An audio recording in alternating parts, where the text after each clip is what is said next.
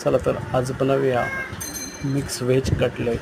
बटाटा उकडवून असा मस्त की त्याला हे करून घेऊया, मॅश करून घेऊया.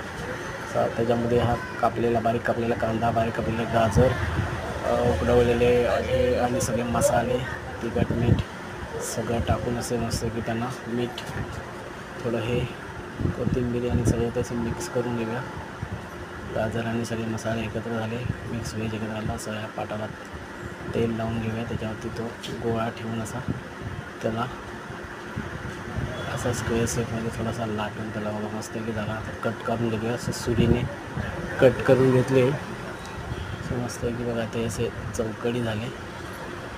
हा ते कटलेटचा शेप आला त्याला. तर मस्त की त्याच्यामध्ये त्याचं बेटर बनवून घालतो. हे सर्व टाकून थोडंसं पाणी हे करून मिक्स करून हे असं करून घेऊया.